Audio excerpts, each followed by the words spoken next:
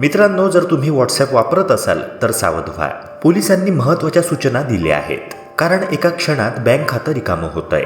एक विशिष्ट प्रकारचा मेसेज तुम्हाला पाठवून सायबर गुन्हेगार तुमचं बँक अकाउंटच रिकामं करू शकतात. अशा मेसेजवर एक क्लिक केल्याने सुद्धा तुम्ही फार मोठ्या अडचणीत येऊ शकता. जर तुमचे वेगवेगळ्या बँकेमध्ये अकाउंट असतील आणि तुमच्या मोबाईलमध्ये व्हॉट्सॲप सुद्धा आहे, व्हॉट्सॲप तुम्ही रेग्युलरली यूज करत असाल, व्हॉट्सॲपवरून मेसेजेस पाठवत असाल, स्टेटस ठेवत असाल, तर सावधान, तुमचं देखील बँक अकाउंट रिकामं होऊ शकतं. तेव्हा पोलिसांकडून सावधगिरीच्या सूचना देण्यात आलेल्या आहेत. कारण अशा प्रकारच्या आर्थिक फसवणुकीच्या घटना आता वाढत असताना दिसत आहेत. एका रात्रीत लाखो करोडो रुपये लोक गमावून बसले आहेत.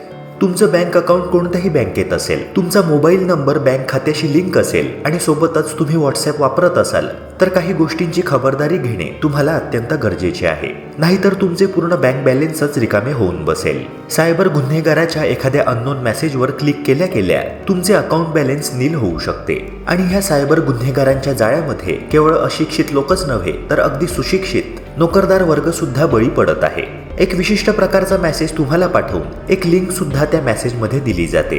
मेसेजचा मजकूर काहीतरी वेगळाच असतो आणि ती लिंक मात्र वेगळ्याच कारणासाठी वापरली जाते. जर तुम्ही त्या लिंकवर चुकूनही क्लिक केलं आणि जर तुमचं बँक अकाउंट त्या सेम मोबाईल नंबरशी लिंक असेल, तर मग तुम्हाला खूप मोठ्या समस्येचा सामना करावा लागू शकतो.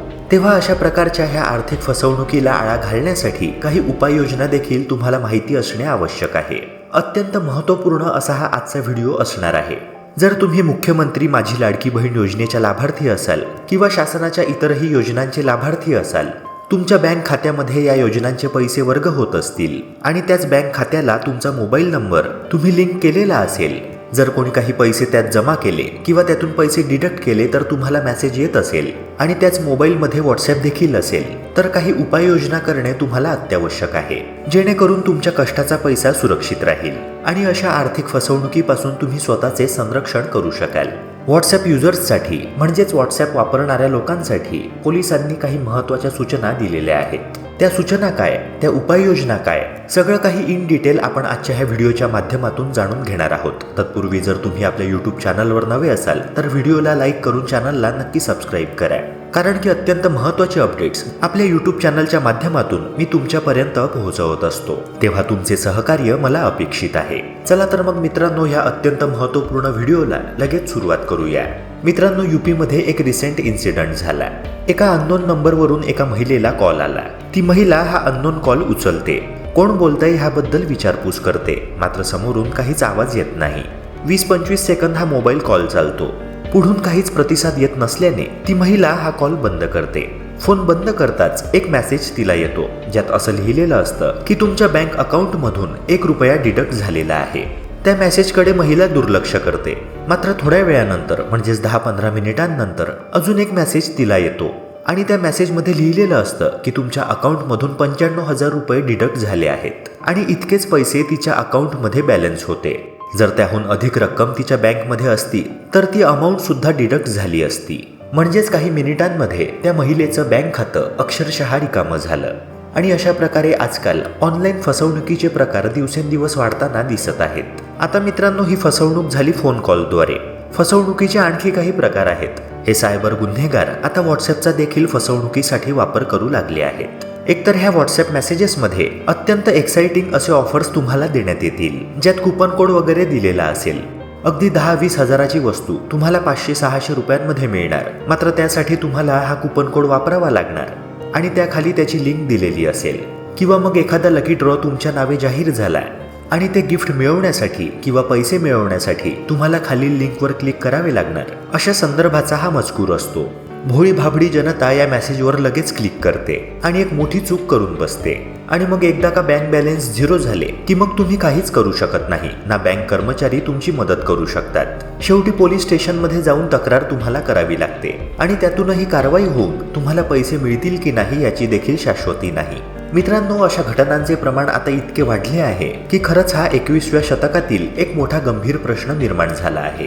तुम्हाला व्हॉट्सॲपवरून ही जी लिंक पाठवली जाते ती लिंक अशा प्रकारची असते की ज्यावर तुम्ही साधं क्लिक केलं तर लगेच तुमचा फोन हॅक होतो. एकदा का फोन तुमचा हॅक झाला की मग त्या फोनचे सारे कंट्रोल्स हॅकरच्या हातात येऊन जातात.